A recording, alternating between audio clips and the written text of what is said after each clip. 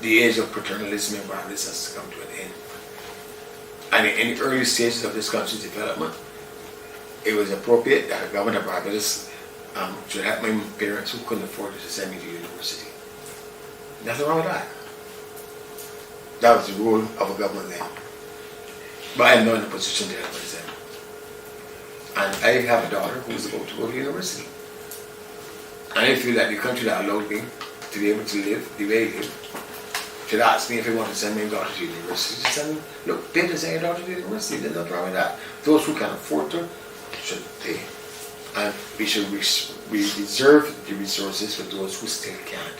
Because there's still people in Barbados who are in the same position that my parents were when I had to go to university. So let me pay for my children.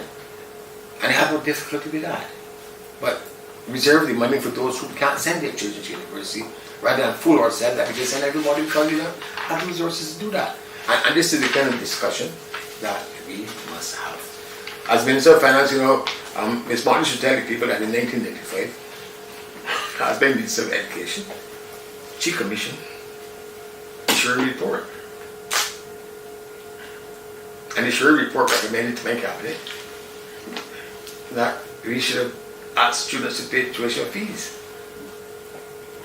And if my cabinet says no, that we still think that we should allow people not to have to pay tuition fees because that time had not come. In 1968, it must be everybody's statement at the graduation. You ever read that speech at the graduation of Cape campus? He says, I'm giving free tertiary education, and I hope that this remains in place as long as the country needs it.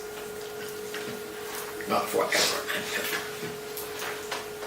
And the country still needs it for those who can't afford to send it through. But there's some of us who can afford. And there must be a conscience in this country that if you can afford it. And you know why I'm saying this? Because I'm not knowing what's after the fact. That my cabinet said no to the Sherry report. But what I did was put in place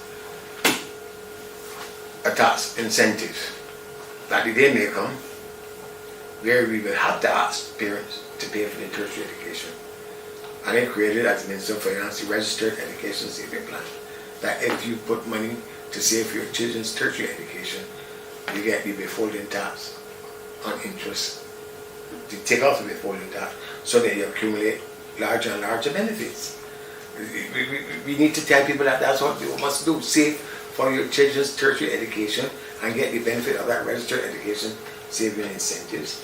I also feel that we should enable people who need to save, to get a tax concession, to save for their health care.